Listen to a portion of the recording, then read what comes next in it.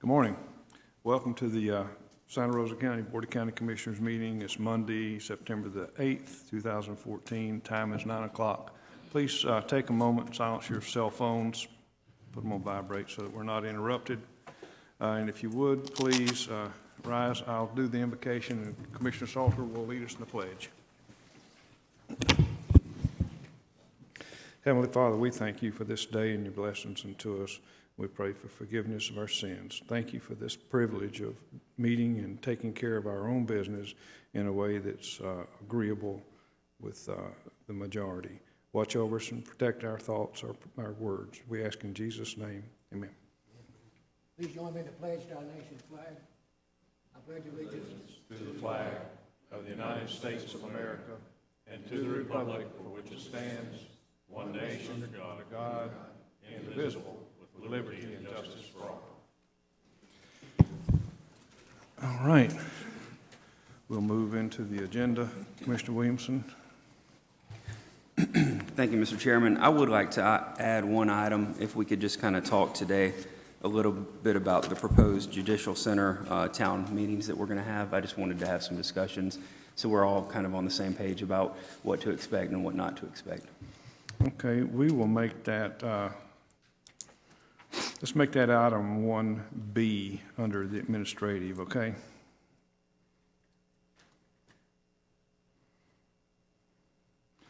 Commissioner Salter. No addition, Mr. Chairman. Commissioner Cole. No additions, Mr. Chairman. Commissioner Lynchard.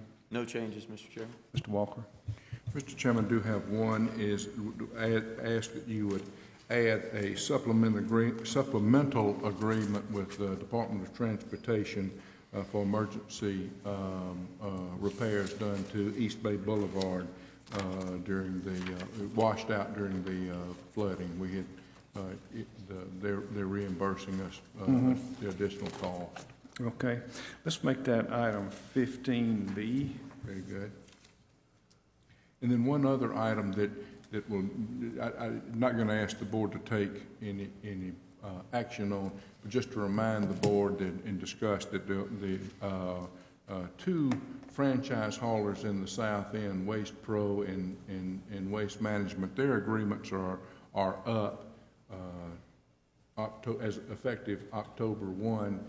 We're going through the process with the North End franchising, so at some point we need to try to true those times up, to extend the two haulers and to true that time up with the eventual award that you'll make in the North End. Yeah, that's more than just a minor detail. Right. And I'm not asking for, I just think we ought to discuss it, and then you can take action at your next meeting. Okay, well, we have about 3 weeks to get something done because Right. 1st of October will be upon us. So you're going to bring that to us as an add-on today, or that's information item? I believe you preface your remarks. Okay, so you'll have that on the next meeting? That's correct. Okay. All right, well, just be advised for those of you watching at home that we will be discussing the South End franchise between those waste haulers, Waste Management, and Waste Pro. No additions. Okay, nothing from the right-hand side. All right, Economic Development Committee, Commissioner Salter, you have the floor. Thank you, Mr. Chairman. I have 3 items today. First item is discussion of resolution supporting request by Career Source Rosa for waiver of ITA training requirement contained in Florida Workforce Innovation Act. You have the backup material. We have Ms. Susan Nelms with us today, who is the Executive Director. So, Susan, if you'd like to come up and give us a very brief overview of that, please. Name and address. Good morning. The address is 3670 North L Street, 2A, Pensacola, Florida. This is our business now. And we did have to, when you get into the budget, which is number 2, we did have to leave our administrative offices at Ellison due to loss of funding. I hated to do that. We were halfway in between both counties, and it just didn't work. But anyway, on the ITA training requirement, we're required under state statute to spend 50% on training, which is tuition and books, and very little, we can't count any cost for the support of staff in that. And so it's an actual training requirement expenditure. And last year we had a 40% down to 40% waiver, and we're asking for the same thing this year. So it just remains unchanged from what it was last year. Any questions from the board? Mr. Chairman, hearing none, I would move this to Thursday's agenda without objection. Hearing none, it passes. Thank you, Mr. Chairman. Number 2, Susan, stay right where you are. Yeah, the budget. Let me read it Oh, I'm first. sorry. She's always been eager. Number 2, discussion of approval of FY 2014-2015 Career Source Escarosa budget as required by state statutes. Susan? Yeah, y'all have to approve our budget every year. You and Escambia County, both counties do this. And basically, it's a standard budget. Nothing's really changed in it. In the budget this year, we lost another $800,000. We've lost $1.77 million in 2 years, which has been just detrimental to us. However, we've cut 12 staff. We consolidated our admin offices into our Pensacola one-stop. We've cut travel, we've cut storage, we've cut everything we could internally to accommodate for the $1.77 million loss. And this leaves services pretty much intact to the public. We don't feel that we'll have to cut any services to the public that we have administered for the last 2 years. So we try to do everything internally. We had a large cut to our youth contracts, so those numbers have been reduced some. And the other large cut was in the welfare transition program.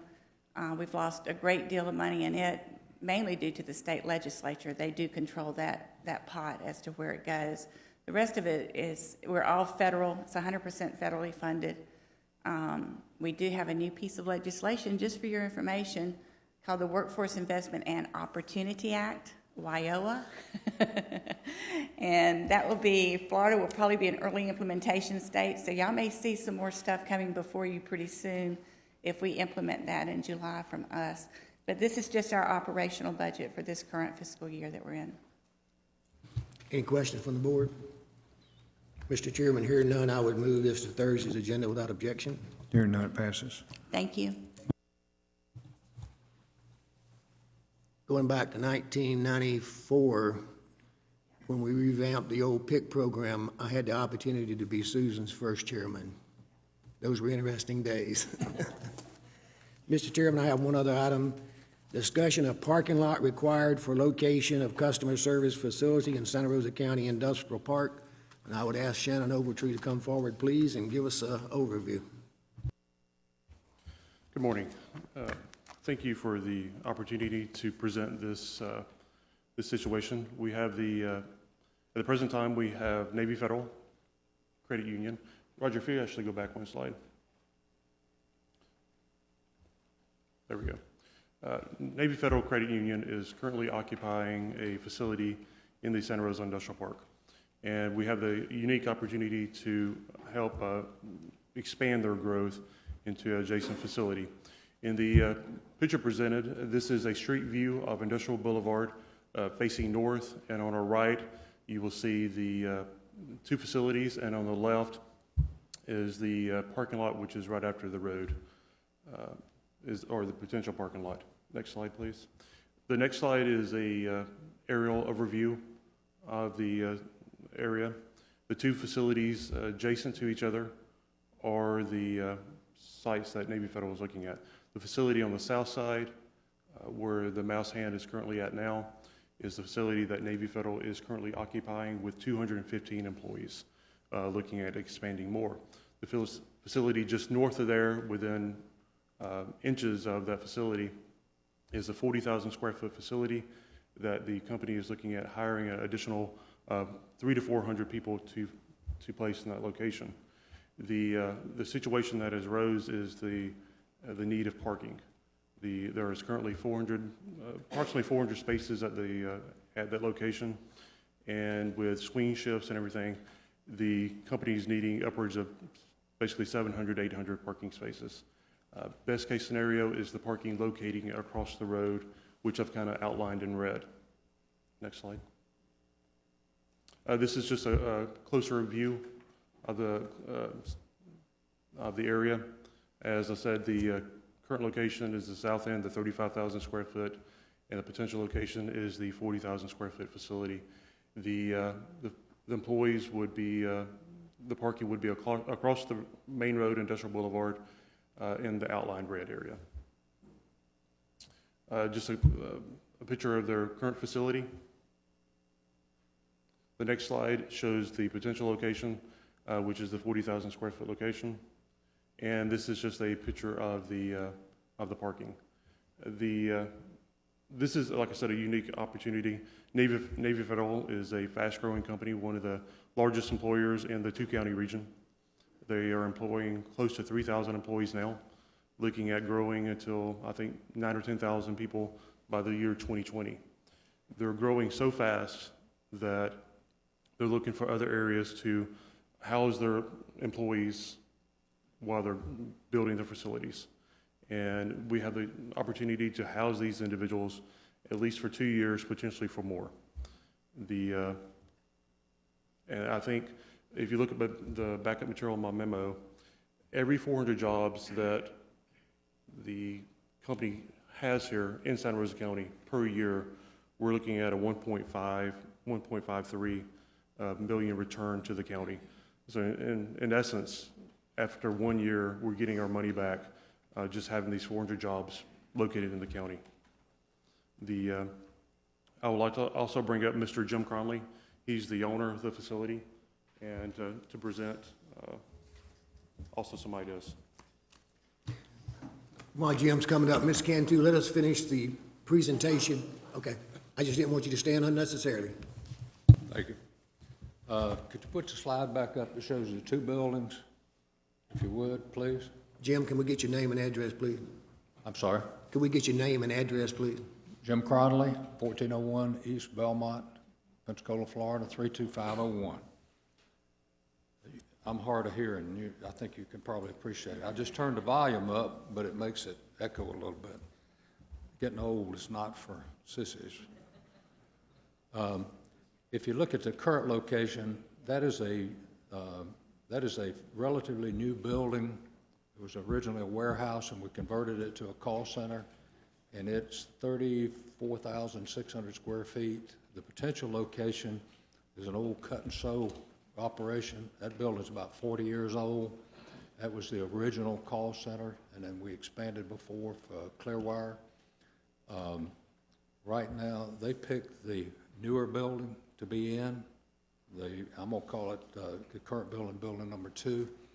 They've got somewhere between 300 and 400 employees in there right now, and they're expanding.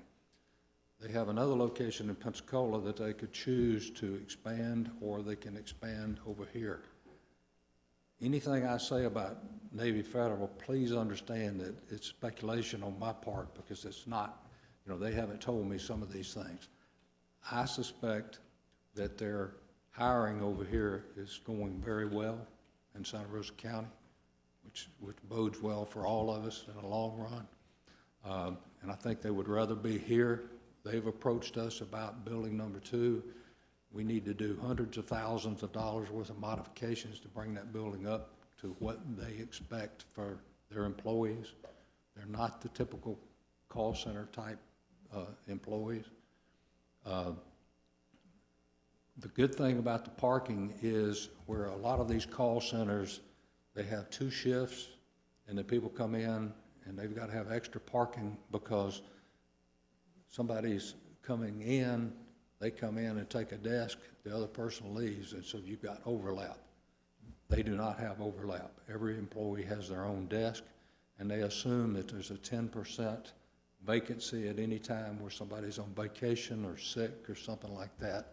So it means that we would only to house about between 800 and 900 people here in both buildings, we would only need an additional 300 parking spaces for them. What they want to do is by the end of this month, have a lease signed with us that says that we'll take care of the parking, or you'll take care of the parking, and we'll take care of the improvements on the building. And then we would have 90 days to get everything done. I think you've already got a permit in place over there that could be modified or whatever, that would save some time as far as the parking. 90 days gives us plenty of time with your building department to get permitted and get it done.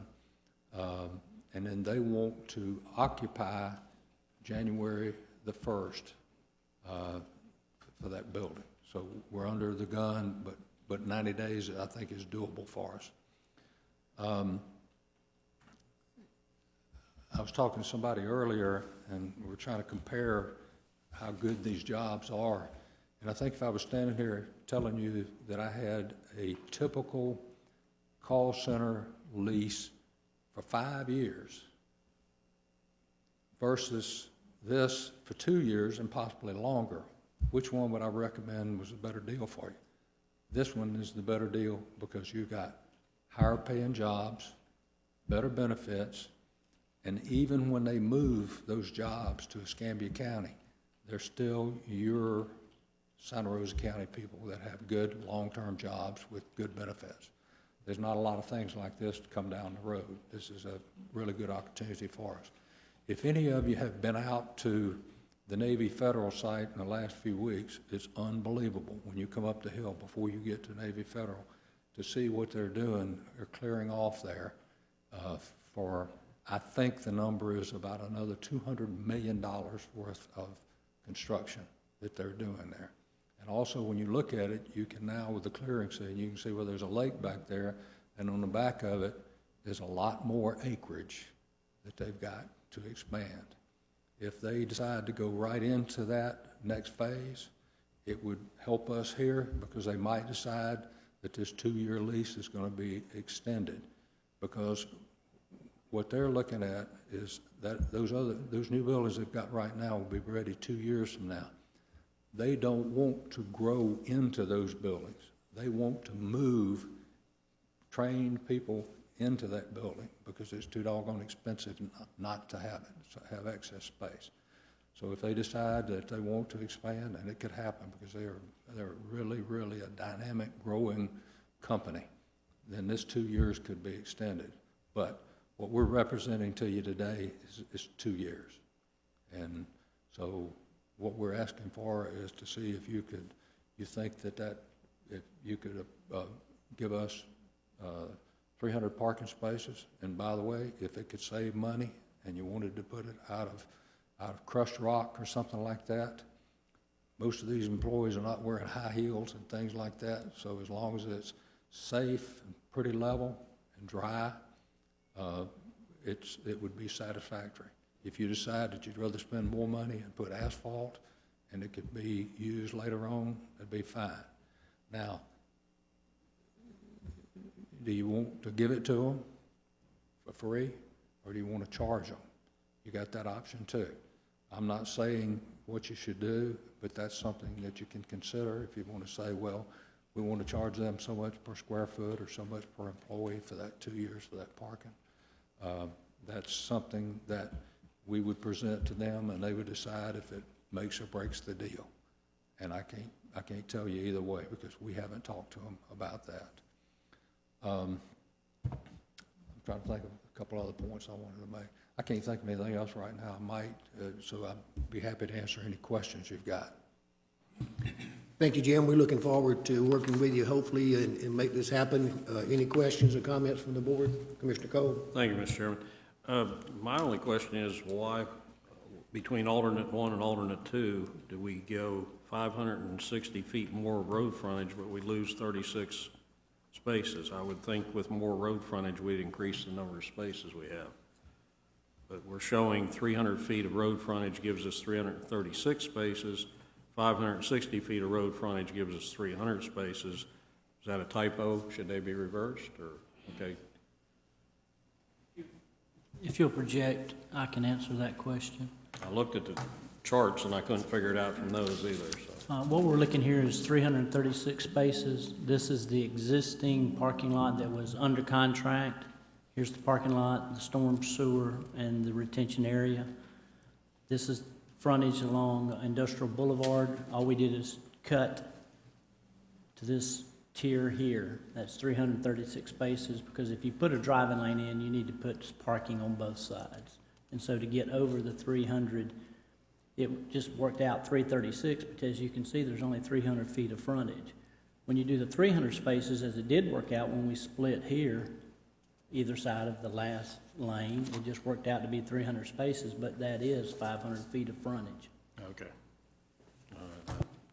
Just was a little confusing to me as to why we have more frontage, less spaces. So, the other question I had too, if you can go back to the photo overhead somewhere.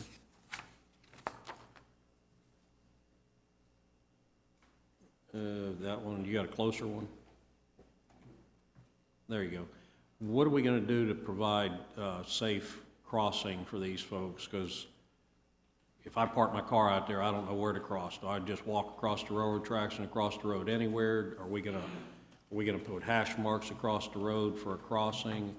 I think that's something we need to take into account now, where they cross the railroad tracks and where they cross the road. Where they actually do it, unless there's a fence there, is gonna be up to them, but I think, safety-wise, we ought to perhaps consider indicating as to where they cross. I'm 100% for this. I just want to firm up a few things, or see what our ideas are. Either alternative the board selects, we would work with them to put a pedestrian crossing across the railroad track, and then at that point would cross-hatch that location, probably centrally, or maybe perhaps even more to this side here, because they can use this, and we'd put a appropriate pedestrian crossing, cross-hatching. That's just a matter of paint on the roadway and signing. Well, that's my thoughts also. I just wanted to make sure we had that in the hopper to take care of that, so those folks know that. Well, the good thing is that y'all had the foresight before when you were selling the property to the south of that proposed parking to make that a joint crossing there. That's an easement that you wouldn't have to put another railroad crossing. If you wanted to put a crosswalk out of wood or something like that across in the central part of that parking, that would probably be something that was very inexpensive to do and very effective. But as far as automobile traffic, you got it right there right now. Mr. Chairman, I support this. I would support going with the 336 parking lots and doing it in asphalt. I don't see a significant savings in the gravel, so, but I do want to make sure we have that caveat in there of safe, making a safe pedestrian area there. So that's all I have. Thank you. Thank you, Commissioner Cole. Commissioner Williamson. Thank you, Mr. Chairman. You'll have to excuse me. I went to a football game this weekend, and I took my 2.5-year-old, so I was yelling at the game and probably yelling at him to keep him to stay still some. I think asphalt definitely is the way to go if we're going to do this.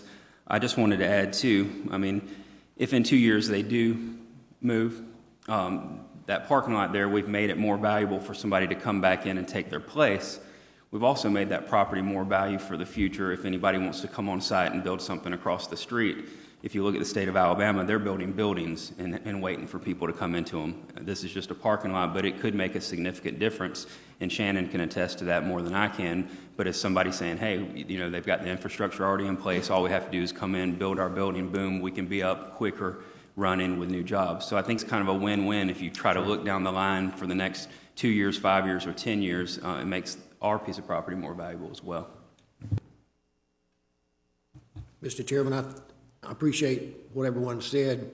I think the key is going to be two options, either the 300 feet of road frontage, 560 feet of road frontage. One of the conversations we had when I met with staff was if we go over to the 300 feet of road frontage, that will allow us to retain about 260 feet of that rail frontage that won't be asphalted, and it'll be able to meet the needs of the parking as well.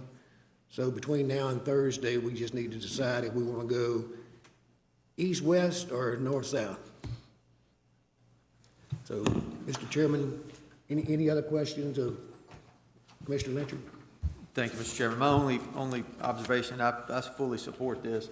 Only question for staff would be when they're making that determination, whether we go east-west or north-south, let's take into consideration what happens if in 3 years we've got another tenant coming in there that does do true shift work and they need the 600 or 700 spaces instead of 300, which is going to be easier to expand our parking over there.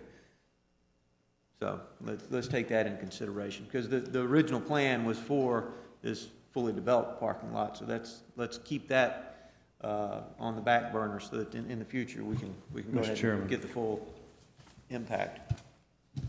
Mr. Chairman, go ahead. Yes, sir, thank you. My thoughts exactly, and matter of fact, those were going to be my comments. Let's think about trying to move through a fully occupied parking lot with a construction effort. You know, these folks working 5-6 days a week, 7 days a week, I don't know what the schedule's going to be like, and we're going to be trying to go to that backside with construction equipment. I think we'd be better served to try to do the whole, at least think our way through it, or start at the backside so that the construction wouldn't interfere with ongoing daily operations, one or the other. Put it at the back and let it grow forward, or do the whole thing, because trying to construct through an occupied parking lot, I'm afraid, to be very disruptive to what people are trying to do. Yes, sir.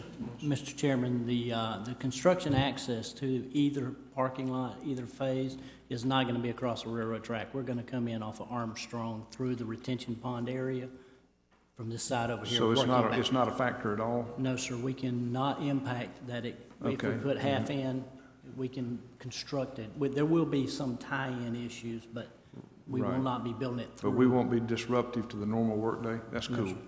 Okay. But I think the recommendation is the 336 gives you the easiest to expand. It conserves your front footage. I think it would be the one that, unless there's some other reason to consider the 300. Mr. Chairman, if I might. Commissioner Cole. As I said to begin with, I support the 336. All the reason I heard just give me more reason to support the 336. I still have a little bit of problem with folks crossing the railroad tracks, and I know it's not an active railroad track, it's just a spur, but let's just make sure through Public Works that that through Public Works that CSX isn't going to require maybe a fence down there to direct these folks to one particular spot. I could see people getting out of their cars and going across the railroad tracks and across the street, because I would do the same thing. If I didn't have to walk the whole way to the entrance and then across to get to work, I would do the same thing. So I'm just trying to avoid any pitfalls that we might have in this later on. So, Mr. Chairman, I too support the 336, the 300 feet of road frontage. That's alternate one. When we met with staff, we had already identified and designed a pretty good rail crossing concept there, and I'll depend on Mr. Baylock to continue to do that. So, anyone else have any questions of Jim? I think we got one person who wants to speak to it, so just stand by, Jim. Mr. Chairman, Ms. Cantu?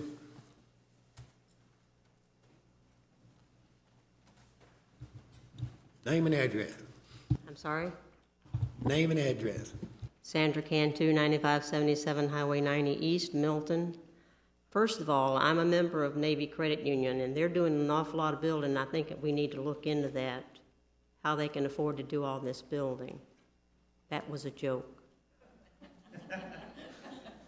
Ms. Cantu, if you might, they're also sponsoring NFL now, so that takes a few dollars there. So. Well, I better talk to them. I have a few questions. First of all, who's the owner of the property where the parking lot is going to be? The owner of where the parking lot is going to be is the citizens of Santa Rosa County, the county. And we talked one time before, it's been several weeks, maybe a couple of months ago, about doing green building, green parking lots. Have we not considered a green parking lot here? We have not had that conversation. We've got to get it approved first, but I would certainly ask Mr. Baylock to look into feasibility of doing that. I know Mr. Cole agreed that green parking lots would be a good thing, you remember?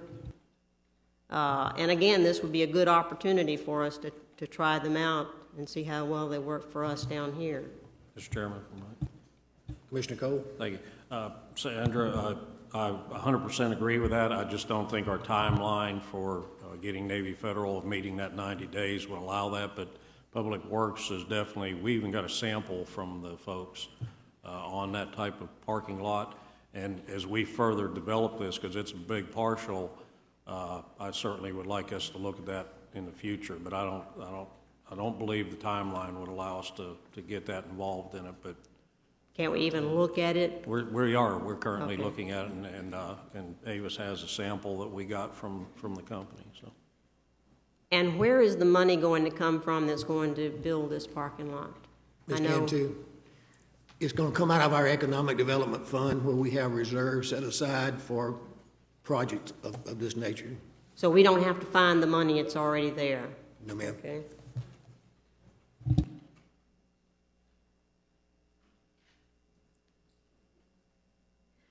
I would think that having the railroad spur that could be increased, built onto, would be a good selling point in the future.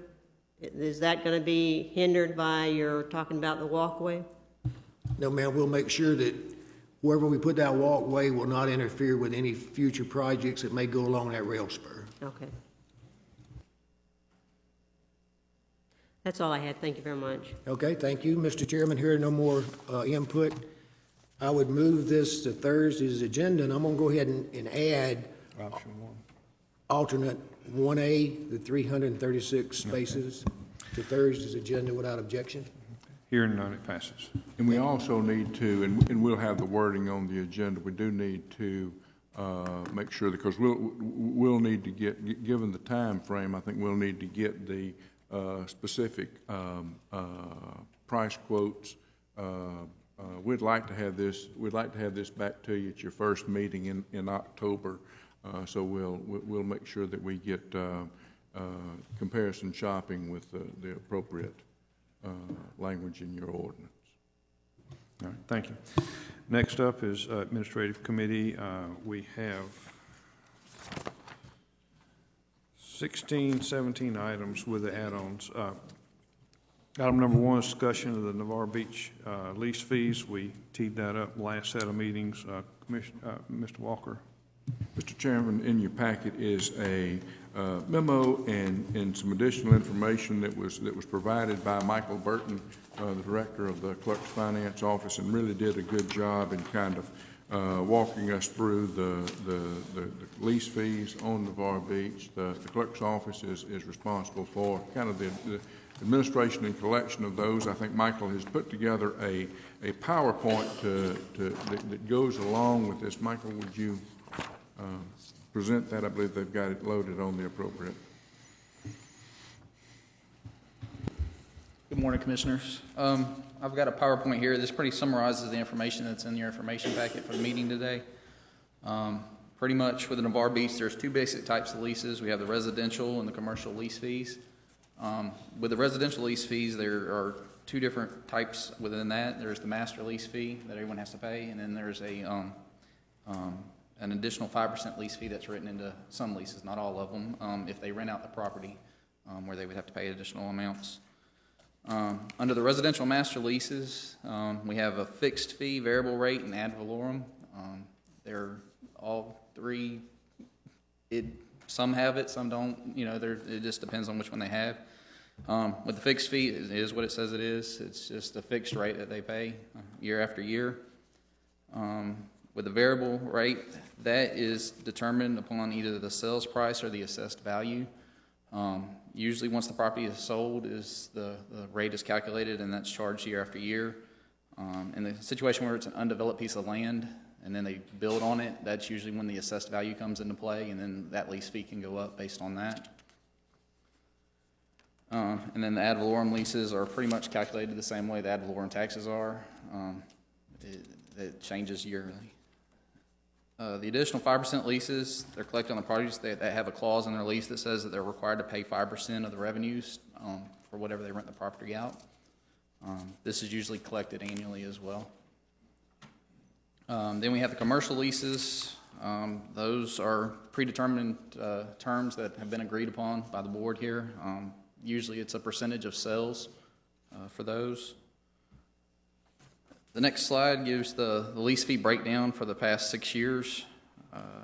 So if you look at residential specifically, after the lease credits have applied, there's about $473,000 in revenue that you've generated in the current year. The next slide just gives you a chart showing the same information. The downturn on the residential lease fees, which is the top line in the green, that is a result of a couple different factors. One of the factors is, of course, the decline in values of properties for the variable rates and ad valorem. The other factor is with the beach litigation, there were several tenants that were not paying their property taxes, which resulted in them not receiving a lease credit. So that's part of the downturn. They're starting to pay them again. So those two factors is what's contributing to the downturn in the residential lease fees. The next slide is for commercial lease fees. This just shows you for the past 4 years where the majority of the revenues are coming from in our commercial leases. WANA's is pretty much the primary funding from the commercial lease fees. And then the next chart is just giving you a pie chart showing you the same information for 2013. Current lease credit policy is pretty much total of a leaseholder's ad valorem tax payment for improvements and lease payment does not exceed the amount equivalent to what ad valorem taxes would be for leaseholders' improvements and land if both were taxable. This policy was written in 2001 when the ad valorem taxes began on just the improvements. In 2006 is when the land began to be included in the ad valorem taxes, and the lease credit policy was not amended at that time. So that kind of runs into this next slide. This shows you the actual forms we use to calculate the lease credits. And if you'll notice, this is from an actual leaseholder. The one on the left is the actual calculation for their 2013 taxes. And this is also in your packet as well, in the informational packet. But the slide on the right is what the 2013 would be when the land was not included when this policy was originally calculated. And from that, as you see, they actually received a credit of $79.71, and they still had to pay a lease fee of $460.29. Whereas if the land hadn't been included, they would have had a full credit of the $540, which their lease fee was. That's basically the situation that we've ran into, is once the land became included in ad valorem taxes, the lease credit policy wasn't adjusted. So that's all that I have on the presentation. Do you have any questions?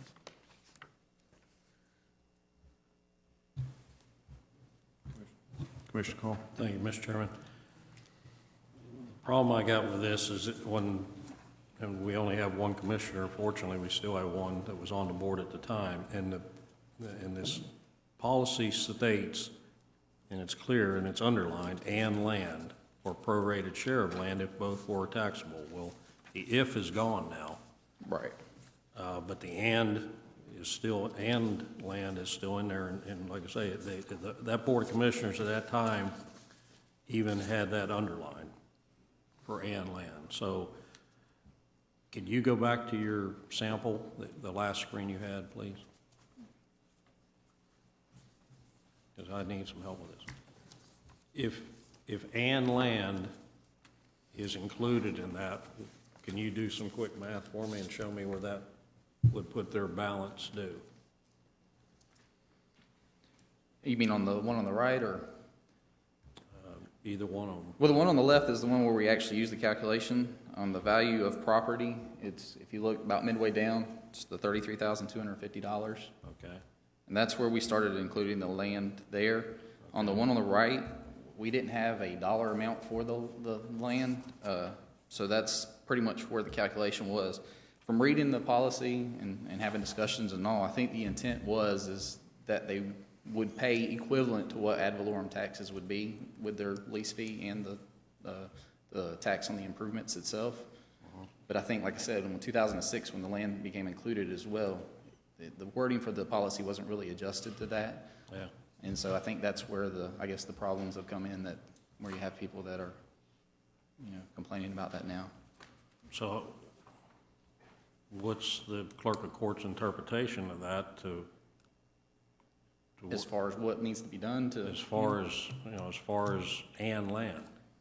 Well, we're including the land in the calculation, and then that's what I'm saying. They're paying their ad valorem taxes where it's on their improvements in the land.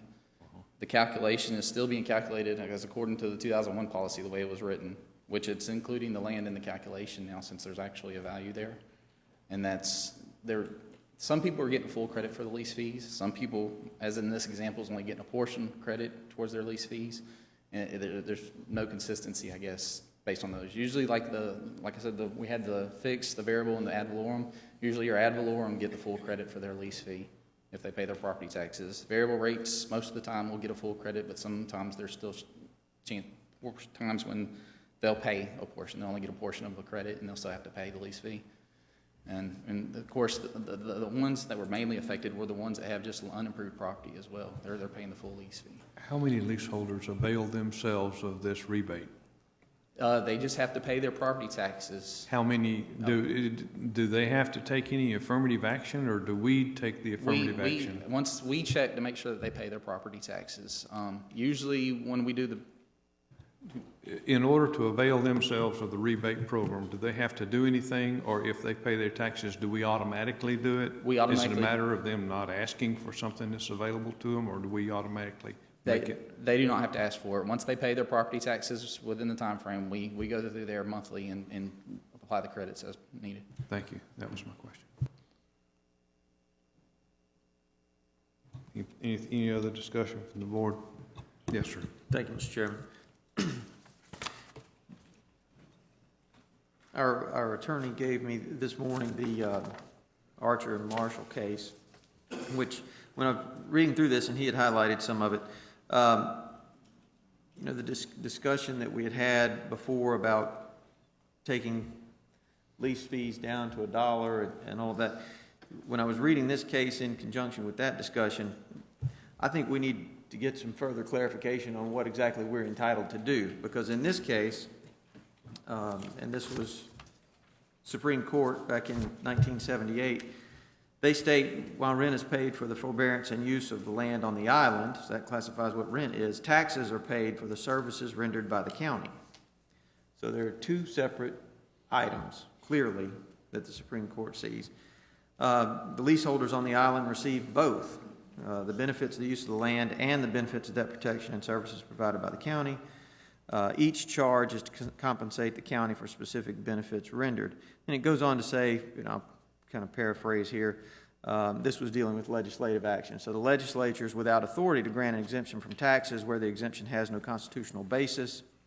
And regardless of the term used to describe the set-off, whether we call it a credit or what a reduction or what have you, the reduction in rent afforded the leaseholders has the effect of a tax exemption, and as such is unconstitutional, since such exemption is not within the provisions of our present state constitution. It is fundamentally unfair to statutorily manipulate assessment standards and criteria to favor certain taxpayers over others.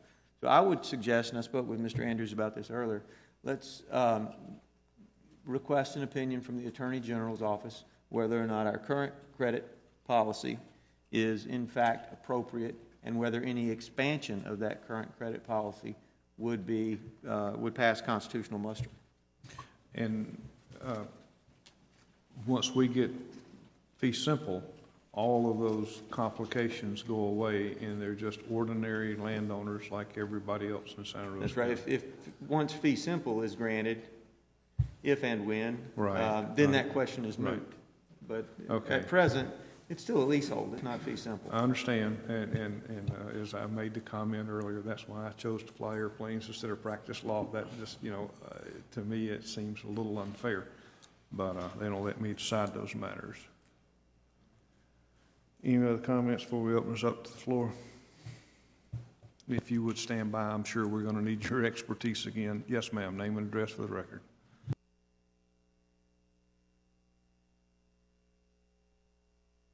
Good morning. I'm Ira Mae Bruce, 7189 Wells Avenue, Navarre. I want to know, when we get these credits, I've never received a credit from the county. I always pay my taxes, I always pay my lease fees, and I've never received a dime reimbursement. Is he supposed to be giving it to me? It's supposed to be happening automatically per his briefing just a few minutes ago. Would you like to address that so she understands it, please? Usually the way that happens is, I don't know which lease fee it is. Is it your residential lease fee that you're? I have a townhome and I have a real estate office on the beach. Okay. Usually the way that the lease fee goes is that when we do the billings, we'll look to see if they paid their taxes before and apply the credit. So if there's nothing due, we usually won't send a bill for that.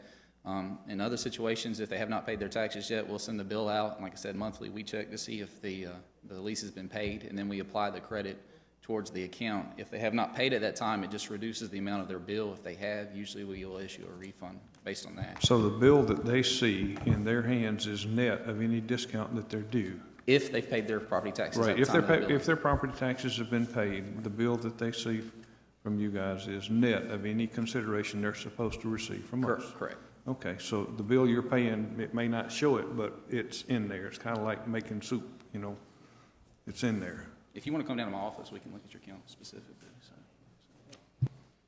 I think a trip to his office would be appropriate for me. Thank you. That's fine. Would you turn that, oh, no, that's all right. We have another speaker coming. Okay. Yes, ma'am. Yes, ma'am.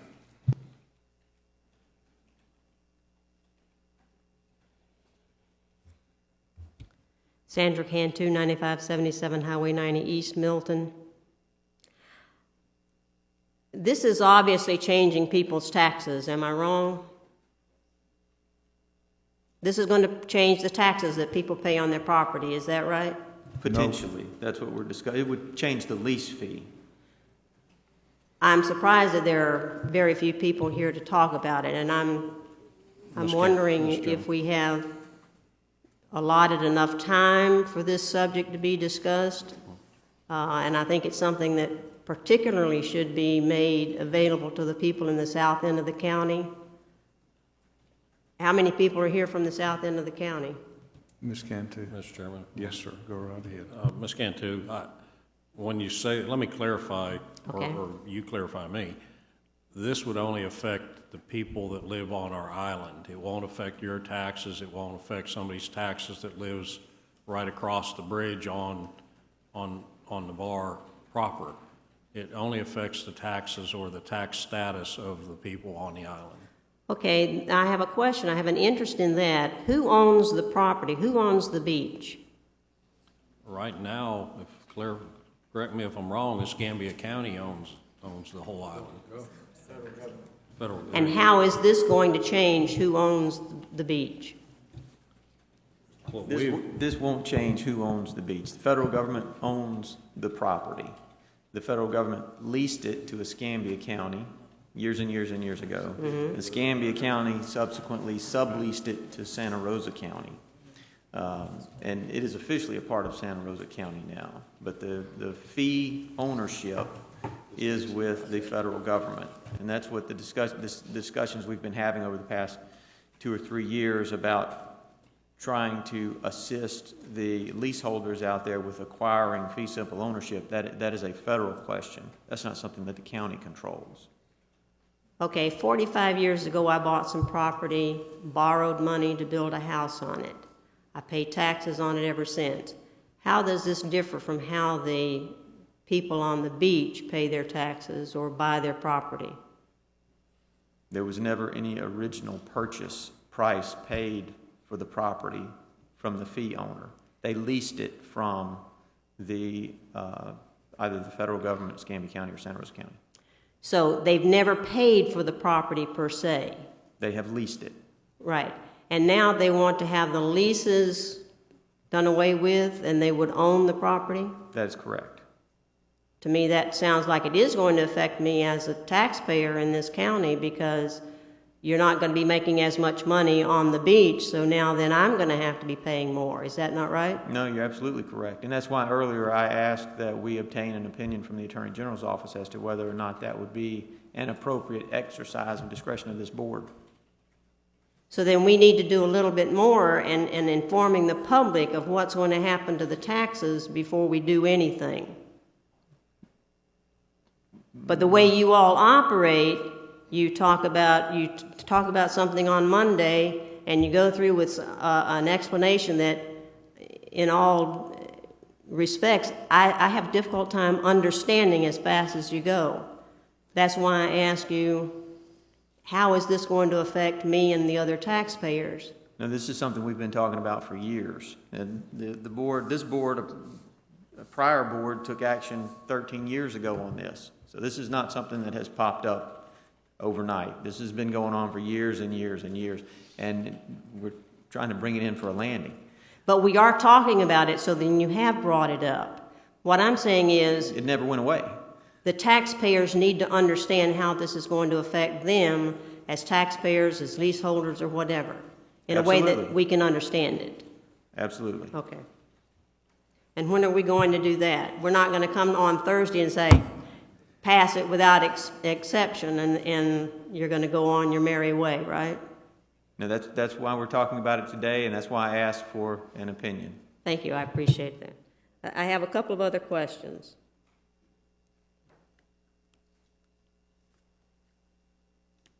I can't find where it is.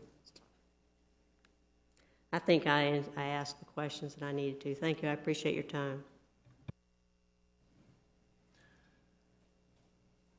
Yes, ma'am, Wallace. Name and address for the record, please.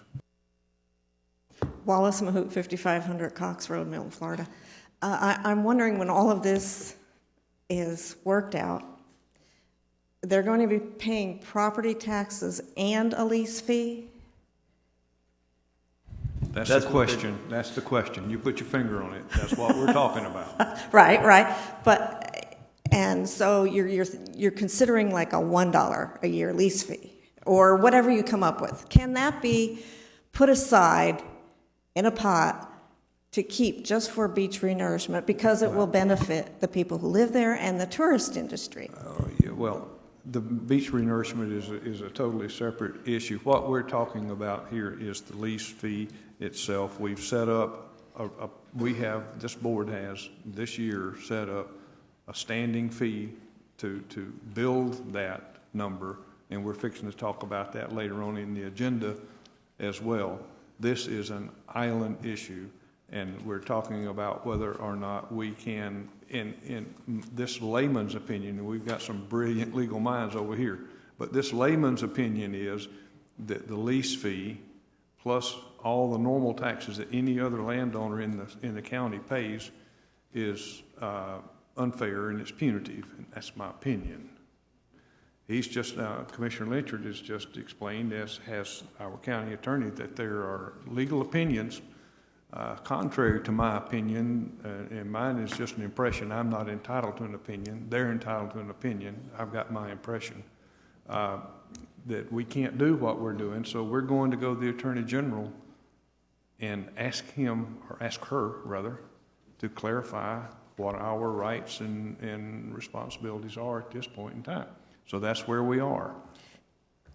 And the issue of beach renourishment and all those other things are very complex. They're near and dear to the heart of everybody in this room, because tourism is such a huge part of Santa Rosa County's economy. So, but we're not going to mix apples and oranges. Right now, we're talking about the beach and the lease fees. Okay, I understand that, and you said it is an island issue, but it really isn't when you come to beach renourishment. It's a taxpayer issue. We're not going to start okay. that. We'll do that in the forum. We'll do that in the forum if you'd like to. But please keep that in mind, that maybe if you can, you can keep some of this money for beach improvements, for beach renourishment. Thank you. All right, thank you. Anybody else have anything to say before we deal with this matter? And do we need a motion to go to to request the Attorney General? I think that, let us bring that back to you Thursday. Let that be your action Thursday to direct, because I believe the Attorney General is going to require that the board take action making that request, if I recall the last time we did that. Well, I would like a motion pending pending approval of the Attorney General, that we ask our attorney to seek an Attorney General's opinion, and we will go final with that on Thursday without unless there's something that comes up in the interim to the contrary, is if that's acceptable to this board and our attorney says that's on the right That's track. fine. I mean, you're going to take action to direct me to ask for an Yeah. opinion from the Attorney General. That's correct. Right, and I would like to make a motion without objection then, and even though it's not typical, but I will recommend that we move to Thursday, instructing the county attorney to contact the Attorney General's office and get an opinion for us. And I do so without objection. Hearing none, it passes. Item number 1B is an add-on by Commissioner Williamson. Thank you, Mr. Chairman. Joy, do you want to come up to the microphone? That way, if we have any questions or concerns. I just wanted to talk a little bit about the town meetings that we're going to have. I know we had gone over the schedule and approved it without much discussion last meetings. And I kind of want to get an idea, what type format are we looking at as far as, I see that District 1 is the first one, so that's pretty obvious that I get thrown to the wolves first. And then I can work through all the mistakes, and then you guys can look good after that. But basically, the commissioner for that district is going to host the town hall, so he is going to be the one that I guess runs the meeting. Is that the way that everybody else feels? Is that the way, Joy, that you feel? Yes, we were thinking about running this similar to some other public meetings that we had. Specifically, most of you may remember the solid waste franchise meetings that we had down in the South End a couple of years ago, to where we'll have one in each of the commission district. Whatever district we'll be in, that commissioner will be the host of the meeting. So he would be the person that would be doing the introductions and the welcome. We will have some type of PowerPoint available that we can talk about a little bit about why we need a new judicial center, and then go through what it will look like, where it could possibly be located, and then how we propose to pay for it. And then most importantly, what the ballot language is going to be, because I think for most of our citizens, they probably haven't been tuned into this issue. And we want to make sure that people have the opportunity to understand why there's 4 ballot measures regarding a judicial center on the ballot. So the way that I'm crafting our information is to be directed towards residents who don't know anything about the issue. We don't want to rehash everything that we've gone through over the last 2 years, because it will be a very long meeting if we do that. So we would also like the commissioner, who is the host of that district meeting, to also act as a moderator to make sure that once we get to the Q&A section, that we do stay on task of our main educational points of what's on the ballot and what does it mean to the average citizen. And the presentation part could either be done by Mr. Walker, or it could be done by the commissioner of that district if they so choose. And then the 2 morning meetings that we have, one down in Tiger Point, and then the meeting that we have here for the chambers, I was thinking that Commissioner Lynchard, since that was in your district, that you would also host that one. And then the one that we have here in the chambers, it would either be Commissioner Melvin if he was available, and then Vice Chair Commissioner Salter if he was not available. Will there be representation from HOK there in case there are any questions that they need to specifically answer that one of us can't? We hadn't planned on that. I mean, again, that's just an additional cost. I don't know that we had included. I mean, again, just kind of the number. It's just, I think is just. The answer to the question is that we're going to build the same structure on whichever piece of land we choose. So basically, the cost of the building itself has a variable on one of the sites. So basically, the town hall specifically, and I understand this, is about moving forward and us trying to do the best we can to educate the public whether they want to vote for the sales tax or they don't want to vote for. We're not necessarily trying to make up their mind whether one location over another, but we're giving factual information about all 3 locations where they can then make that decision. Right, and this would be the first time that we've had all the information in one meeting. All the meetings that we've had before were before some of the ballot language decisions were made. And so this is one meeting where a person can come and get the facts on everything and be able to read what the ballot language is so they can make an educated decision on their own. And there'll be question and answers, obviously Yes. afterwards. And then Yes. we'll all four, say the first one that's my town hall, for lack of better words. Will I take all the question and answers? Is it something that, as I see fit, ask other commissioners if one may have a little Yes. bit better insight than the other? Yes, yes, and Mr. Walker will be there too, so he would be able to take on some of those questions. I'm assuming that Mr. Blaylock will probably try to attend some of the meetings and may be able to help answer those questions too. But bulk of the material that is in the presentation that we'll give is what HOK has given us and that you've reviewed. So I think that you've gotten a lot of the questions beforehand in this room here. So I think there will be some similar questions with people just trying to catch up on the issue. And we've taken all measures, obviously, to make sure that we're compliant with sunshine law, since we're all going to be in the same room at the same time. Yes, the meetings will be advertised in the calendar. We've also sent out a press release.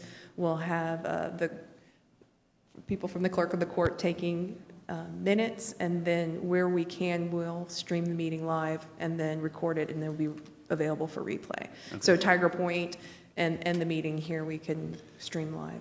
Okay. And I just wanted to bring this up in case anybody else had any questions, because we can't talk about any of this behind closed doors, so I wanted to make sure if anybody else was not exactly sure. I'd like to make a comment, Sure. if you would. We got, and it's my understanding that it is illegal for us to advocate a position. Is that correct, Mr. Andrews? As a board and using taxpayer funds, we can't advocate a position. Individually, you have your opinions, but you can't use a county forum to express Right, it. and this will be a noticed meeting, scheduled, streamed live, so I just kind of a foot stomper there. Be very careful not to express your personal opinion or advocate a position, because you do so for the five of us and at legal peril. If you advocate a position, other than just disseminate information. The board as a entity supports the local option sales tax, or you wouldn't have voted for it. And you can certainly express that and express that the board is supporting a local option sales tax for the purpose of building a judicial facility. As far as doing paid electioneering, the handouts and the mail-outs and TV ads, you're restricted more in regard to what you can say on an advocacy position there. It has to be educational. And in a public meeting, behaving as elected officials and not as an elected official who is privately, exercising his personal right to free speech. Somebody asks you at church what you think, you can express your opinion. During these meetings, we don't have an opinion as to location. I think that the board has taken a position that they're making, that's a decision for the public to make, and that's the reason for the three resolutions. And I'm sorry, I also failed to mention that Mr. Spencer is going to make the meetings as his schedule allows, and then also the sheriff has indicated that he's going to try to make as many meetings also, in case there's questions regarding their two offices. Commissioner Cole, you had a comment? There's going to be several of these meetings that I'm not going to be able to be at. Would it be best that I have one of my representatives there to represent the clerk's office if there's any questions? And I want to provide the figures like I have before in the past here at our meetings that show the number of individuals that are using the courthouse. It's not biased one way or the other, it's just the facts. Well, we have included in the draft of the PowerPoint that I'm working on, I've included your numbers that you gave us last time, that if you have updated numbers, we'd love to have to put into that. But I think it's always good to, if you can't come, to have someone from your office come, because just to show a united front, and then also there may be specific questions that you'll be able to answer that we don't have firsthand knowledge of. Commissioner Cole. Thank you, Mr. Chairman. Joy, I think I'd get an agreement from the board. I'd like, we're going to be doing charts and big things stand up on easels. I think Commissioner Lyncher did an outstanding job in explaining the non-binding being tied to the binding. And could we do a 20 by 20 foot thing? We'll have posters. I sent you a draft of a PowerPoint last week, which does talk about it with the non-binding being linked to the binding. That is in the PowerPoint. We will have posters available. And then we're also going to have handouts so people can take them home that will have similar information. We'll be putting posters up in the county offices and then handouts at the library too. So for folks that won't be able to make the meetings and visit our offices, will still be able to pick up the same information. We did update the website last week too, with a little bit more current information, a little more concise message. The timeline and the Q&A that we had previously on the Judicial Center is very, very long and is very overwhelming, I think, for someone to sit down and to read. So we tried to kind of clean up the information a little bit, and the old information is still there. It's just we have a little bit shorter message at the front of the page now. Okay, and one other concern I have, Mr. Chairman, is the Milton Library. How many people can fit in the Milton Library? If I remember correctly, it's 60 to 70. Our biggest issue there is with parking, and I was hoping to direct staff to park not in front of the library, but next to the park. Any reason we didn't ask the city of Milton to use their chambers and possibly have more room and more parking? No, sir. There was no reason specifically, except I was looking for county-owned buildings because they're very easy for us to get in and out of. But, I mean, if that's the direction of the board, we certainly can look at that and reissue notices. It being, so closely tied to the city of Milton in this project, we may have more room or need more room than 60 seats. So if you would check with the mayor's office and see if we could possibly use their boardroom. Would it be too late to ever get that out, make that change without? Well, anytime you change a meeting, you have you have the issue of maybe confusing people and folks not being able to get that message. Typically, when we have meetings that are in 5 different areas, the population of the meetings gets smaller. We tend to have a lot, 20 to 30 to 40, because there's so many opportunities to get the same message out.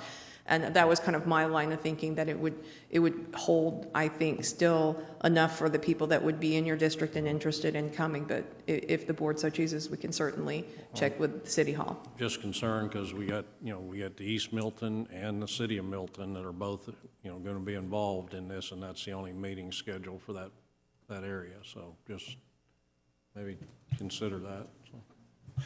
Commissioner Lyncher. Thank you, Mr. Chairman. Commissioner Cole brought up a good point about the non-binding referendum. There was an editorial in today's News Journal that referenced the non-binding referendum and the fact that we had agreed to go along with whatever the people chose, but it didn't mention the fact that the sales tax question, yes or no, on funding the Judicial Center ties our hands and ties us to whatever location is chosen by the voters. So I think that is a key point that we need to keep pushing as we go forward in this information campaign. It's a non-binding straw poll because that's what the legislation requires. It has to be a non-binding straw poll on the location.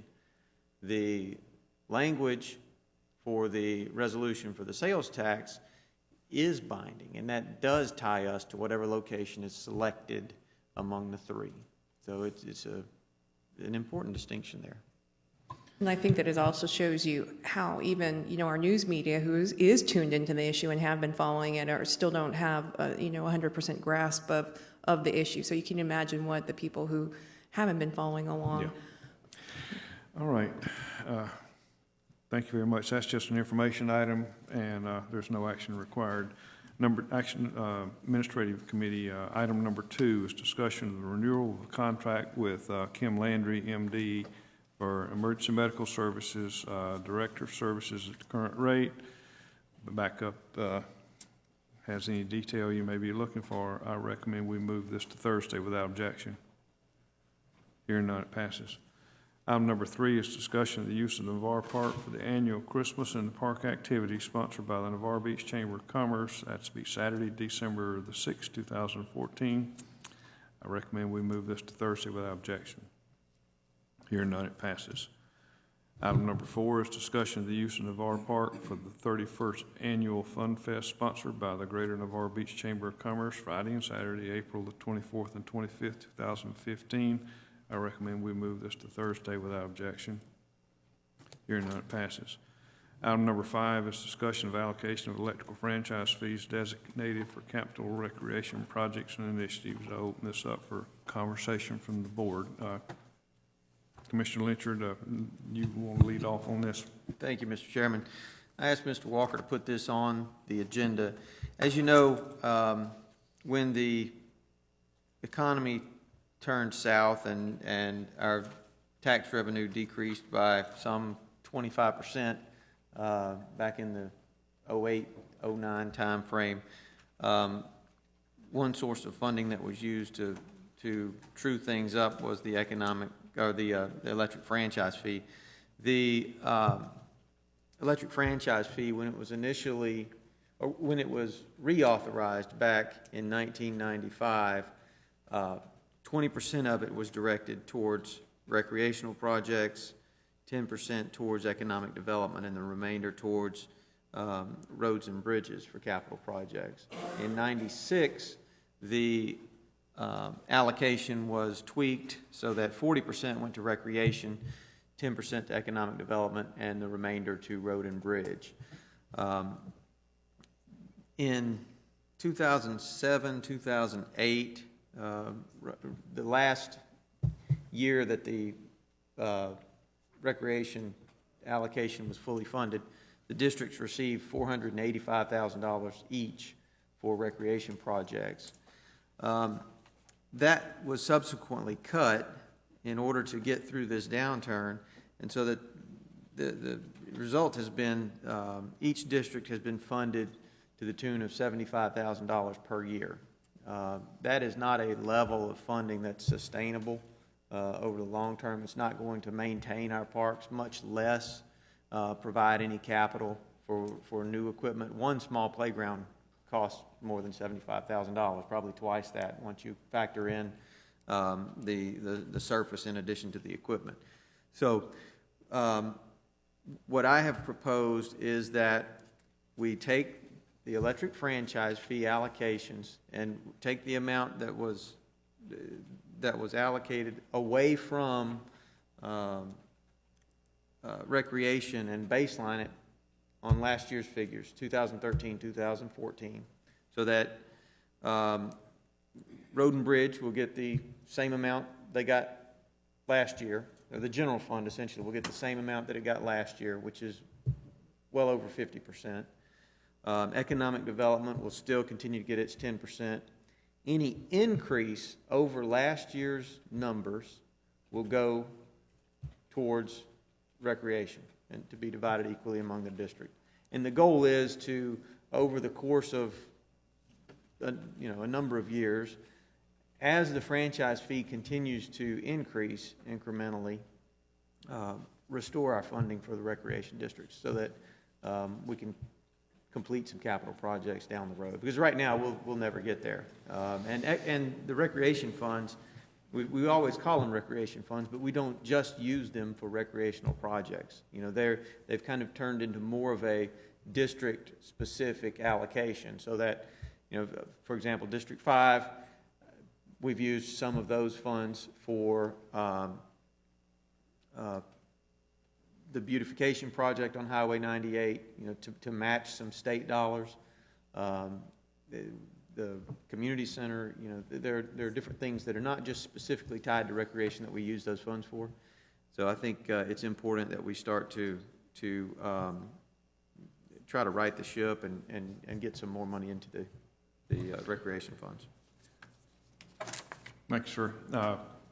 I concur with some asterisks and caveats. Our storm drainage systems, we really don't know what the price tag's going to be yet. We've got severe problems that have been put off over the years. A lot of the developments in the south end took place in the early 70s, before there was zoning in Santa Rosa County, and even before there was an environmental protection agency in the United States of America. We've got subdivisions built on land that doesn't drain. We've got storm drainage projects we don't understand the magnitude of yet. I agree that the Parks and Recreation is an underfunded thing, and I like your approach and the formula. I would say that in that discussion going forward, we need to consider the beach renourishment issue, which is a general county responsibility. It is a public beach. It belongs to Santa Rosa County.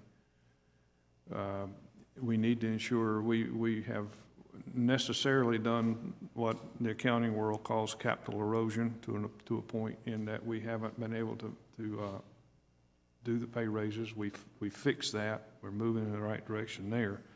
We don't really know what the price tag on the drainage is going to be, and we all understand the need for a robust beach renourishment. So those factors need to be part of the discussion, and that's my comment. Open it up. Yes, sir. Mr. Chairman, question to Commissioner Lynchard. When you cap the franchise fee, if I'm going to use that term, cap, with any additional dollars going into recreational funds, we don't cap economic development either, do we?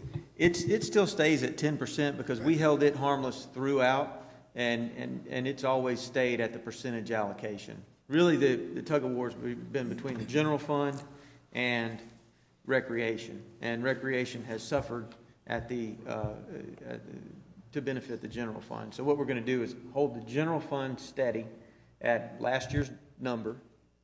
So they're going to get the same allocation they got last year, and any increase over and above that is going to be pushed towards recreation.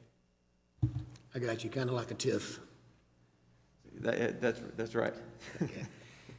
And Commissioner Melvin brings up some good points as well.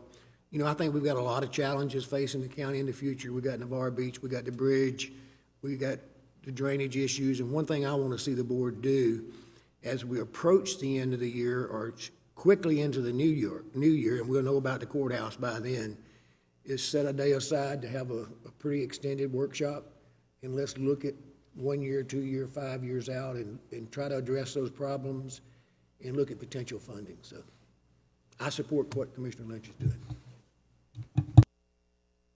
Any other comments from the board before we open it up to the public? Yes, ma'am.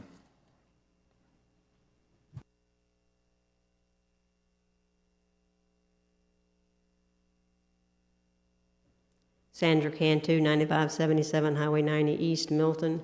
Where does this money come from? It comes from the franchise fee as indicated in the backup. And the electrical franchise fee is a fee this board established 20 years ago, maybe more than that, and is paid by Southern Company as their power lines traverse county property. So that's not a tax that the homeowner pays on their electric bill? No, ma'am, it is not. Okay, I appreciate that. Thank you. Yes, ma'am. Thank you. Mr. Chairman. Yes, sir. Mr. Cantu, just for clarification, you are going to have a line on your electric bill that says electric impact fee. So it's part of your bill. Ultimately, anything in life, you know, us as a citizen pays for it. If I spend money advertising my business, you know, I raise my prices accordingly, and that's the same thing Gulf Power's done. I mean, if we implemented electric franchise fee, they didn't reach into their back pocket and say, here, Santa Rosa County, it'll come out of our profits. They added that to your bill 20 years ago. But when that was started, it was for a specific purpose, right? Wasn't it something to do with improving the electrical delivery system? No, ma'am. This had nothing whatsoever to do with electric power? No, ma'am. Okay, thank you. And that, I stand corrected. You are absolutely correct, Commissioner Cole. That franchise fee is a line item. Yes, ma'am.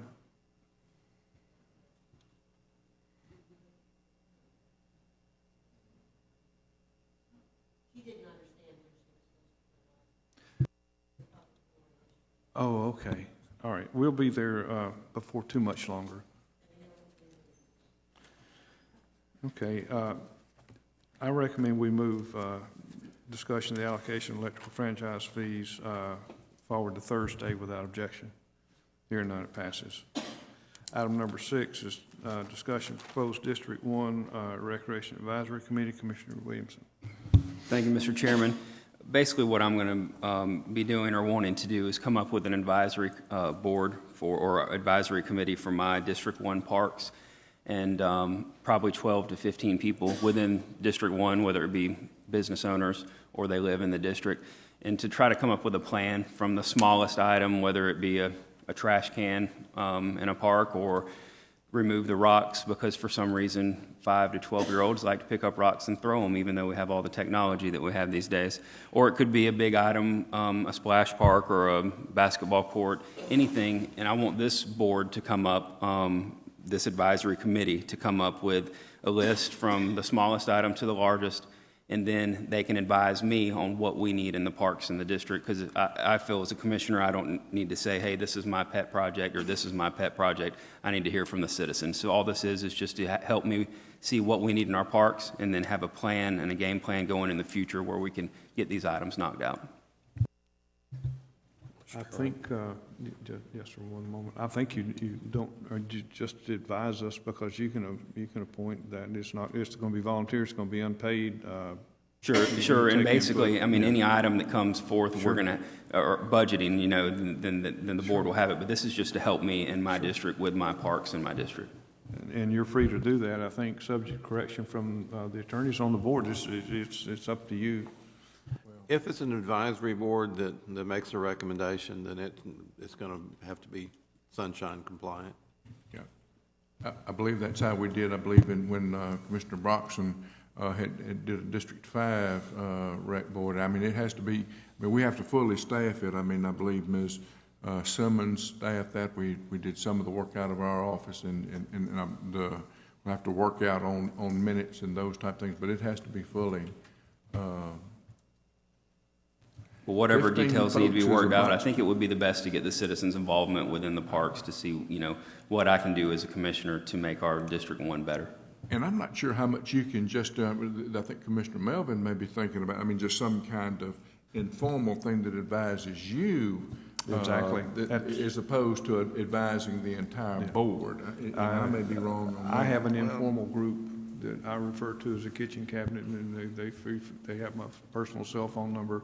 They discuss things with me just like people do at church or lunch or anywhere else. Well, I think any individual can talk to their commissioner, but if it's an established advisory board that's going to make a recommendation to Mr. Williamson that he's going to bring to the board, then it needs to be compliant with sunshine. So we just need to make sure that they were done at appropriate times where we could have a meeting in the board, or not this boardroom, but in the room that we have at our commission office. I mean, how? At a public facility and advertised and minutes kept. And Okay. I mean, I don't want to do anything to add cost of government and all that, but I do think that something like this is very important to me as a commissioner, to see what our community wants, what District 1, what PACE wants and needs in their parks. Let us I think the best thing to do would be for us to sit down, let Mr. Andrews and I, we'll sit down with you and kind of think through how we would need to do it. I do know how we did do when it was District 5. It was fully noticed and minutes and that type of thing. I don't remember the numbers of people that they had, but it was probably 8 or 10. Commissioner Cole, you have a comment? Just a suggestion. You know, I agree with having a community involved and advertised and everything if you're going to put together maybe to stand up a new community center or a large project. But you may want to just consider, like I do, I'll just go to a sports association meeting and get input, or the equestrian community meeting, and garner input that way, and keep it from, not that I'm trying to get around sunshine, but just try to keep it so convoluted with all that, you know, but certainly it's up to you, sir, in your district. Yeah, the situation we have, I mean, you have PARA, we have PATA, we have different organizations already within the community, and each of those would have a seat at the table as far as this, but you also want some citizens, whether it just be an accountant, whether it just be a homemaker, the things that they need and that we need to have in our district. So I'll work with Hunter and with Roy and see.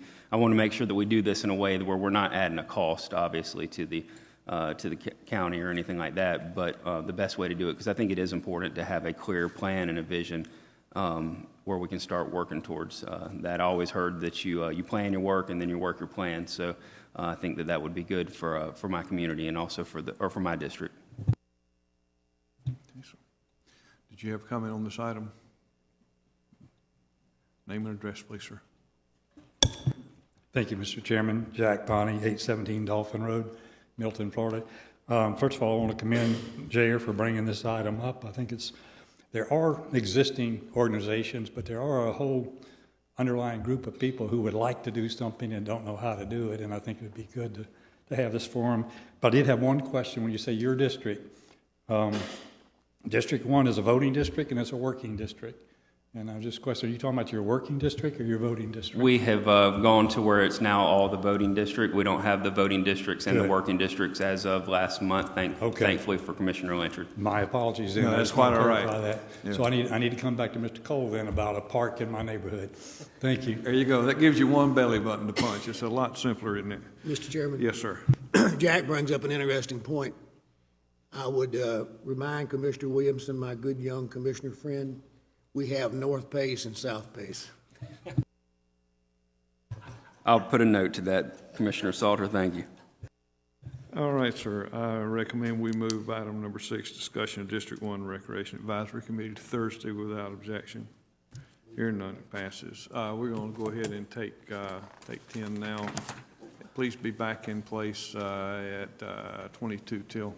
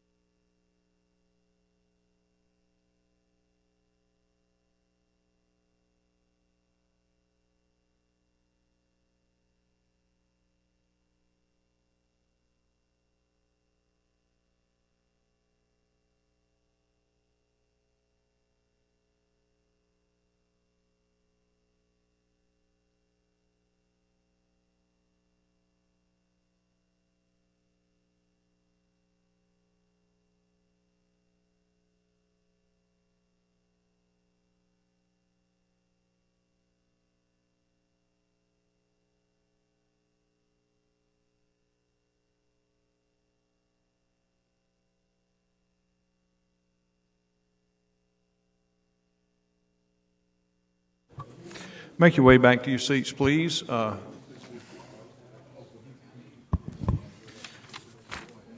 We just disposed of item number 7, and, item number 6. And item number 7 is next on the Administrative Committee, discussion of the following items recommended by the Tourist Development Council. And there's 4 of them there. Allocation of $3,000 for the Monarch Madness event. That's at the Panhandle Butterfly House. $1,000 for the Finner Ride at the Milton Boys and Girls Club. $1,000 for membership in the Florida Sports Foundation, and $5,000 for promotional items for the 5th annual sand sculpting event on Navarre Beach. And I recommend we move these to Thursday without objection. Yes, ma'am.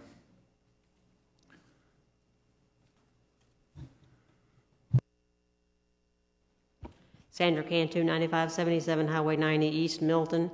Is that last item a promotional thing for someone? Is someone sponsoring that? Yes, ma'am, it is. The Tourist Development Council itself is sponsoring that. So does it make money? Does it make money for the county? Yes, ma'am, it makes money. Oh, okay, thank you. Yes, ma'am. All right, I recommend we move this to Thursday without objection. Hearing none, it passes. Item number 8 is discussion of an annual contract with the Florida Department of Health for operation of the Santa Rosa County Health Department for 2014-2015. That details in your backup. I recommend we move this to Thursday without objection. Hearing none, it passes.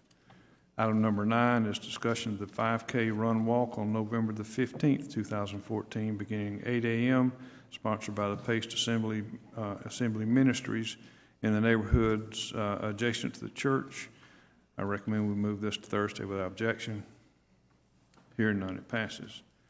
Item number 10 is discussion of 3-year service level agreements with the Florida Agency for State Technology for ISP and related server and security services. I recommend we move this to Thursday without objection. Hearing none, it passes.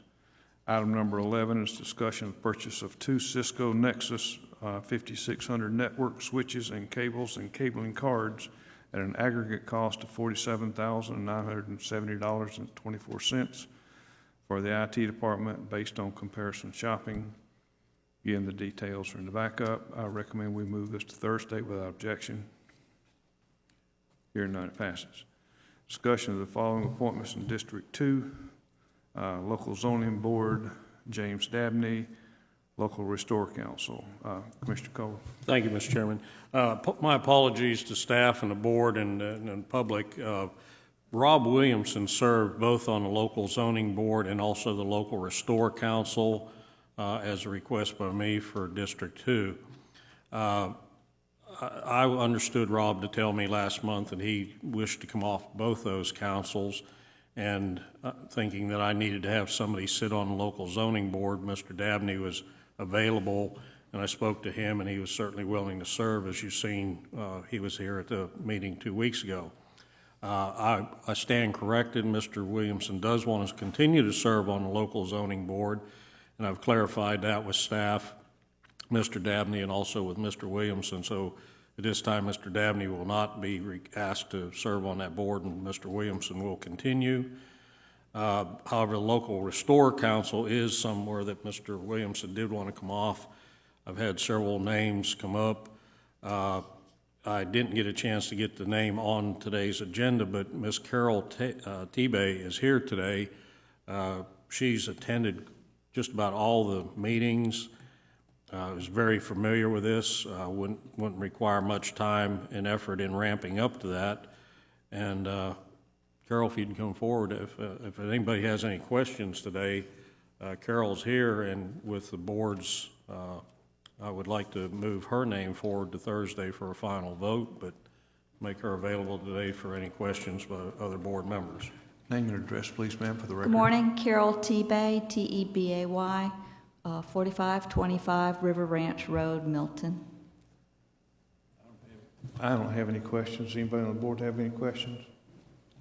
Thank you very much for your willingness to serve. I recommend we move this to Thursday. Mr. That Chairman? we amend. If, we do have a Restore Council meeting this afternoon at 3 o'clock, Ms. Tebay. If you wanted to go ahead and move Ms. Tebay's nomination up to now, instead of waiting until Thursday, as is our normal custom, then Ms. Tebay, if you're available this afternoon, you could sit as a board member this afternoon. I had planned to attend the meeting this afternoon. Well, then, Mr. Chairman, with Commissioner Lynchard's suggestion, I would like to move Carol's nomination to today's meeting, and I do so without objection. Okay, so let's break that down in two pieces. First of all, we've pulled Mr. Dabney, so he's off the table. Correct. And this moves from a discussion to a nomination, and has been proposed by the commissioners commissioner in that district without objection. Hearing none, it passes. Congratulations. Thank you very much. Carol, thank you. Appreciate your serving. Item number 13 is discussion of meeting for administration of oath of office and board reorganization on Tuesday, November the 18th, 2014, beginning at 9 o'clock. Any comments from the board other than just that's agreeable with everybody's calendar? Hearing none, I recommend we move this to Thursday without objection. Hearing none, it passes. Item number 14 is discussion of an annual contract with the Florida Department of Agriculture and Consumer Services for mosquito control program and authorize execution of all relevant documents, including certified mosquito control budget. I recommend we move this to Thursday without objection. Hearing none, it passes. Item 15 is information only. Public hearing items scheduled for 9:30 Thursday, September the 11th, 2014. And there's only two: vacation of the southern portion of Commerce Way bounded by Commerce Road on the south, Garden Road on the north, and Lot 245 on the east and Lot 243 on the west.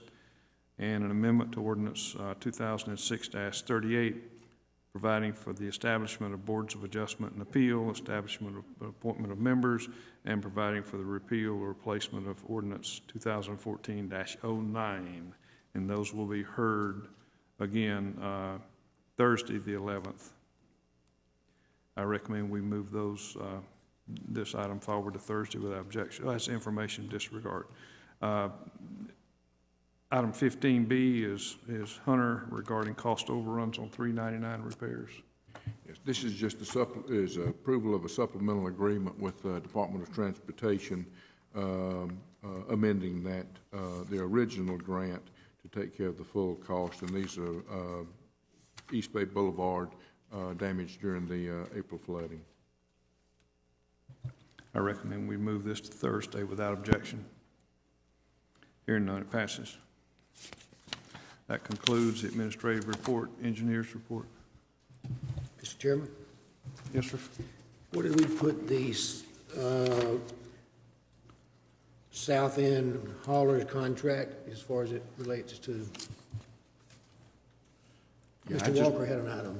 All I was going to do was just, it had noted in the chair, just let me mention that at your next meeting, we'll have the discussion on. It wasn't an action item, it was an information item. Yeah. Thank you for the question, though. All right, Mr. Blaylock, engineers report, please. Thank you, Mr. Chairman, members of the board.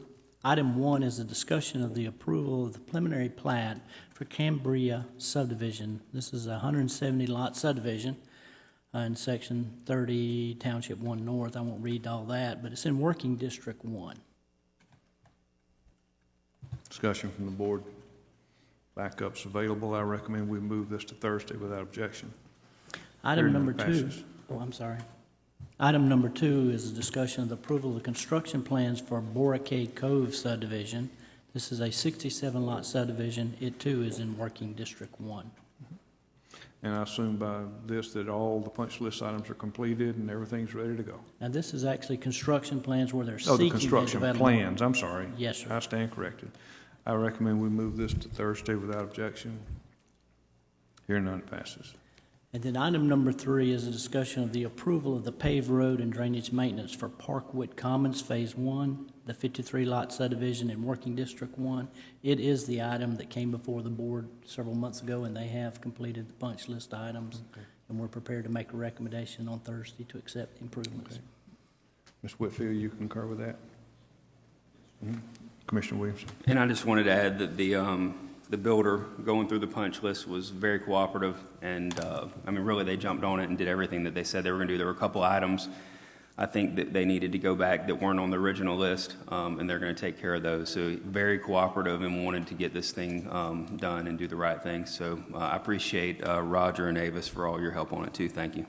Yes, sir. And that concludes the engineer's report. All right. I recommend we move this item to Thursday without objection. Here, none. Yes, ma'am, come forward, please.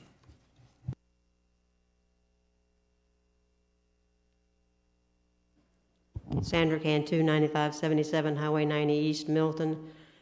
These seem to be awfully close to each other. Are we sure there's not going to be any kind of drainage problems in the area? Yes, ma'am, that's why they finalized it and brought it to the board. All those I's have been dotted and T's have been crossed before it came to this point. Okay. I did have another question about the previous thing. I must have missed something.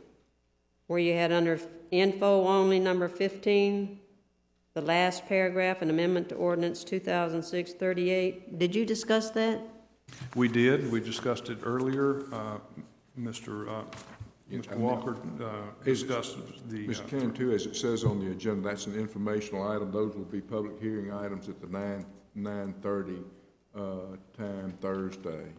I put them on the agenda to remind the board that that your public hearing's been scheduled and advertised. So these things are going to be done on Thursday? You'll have a public hearing on Okay. both those items, and they'll take action or not at that time. Okay, thank you. I appreciate it.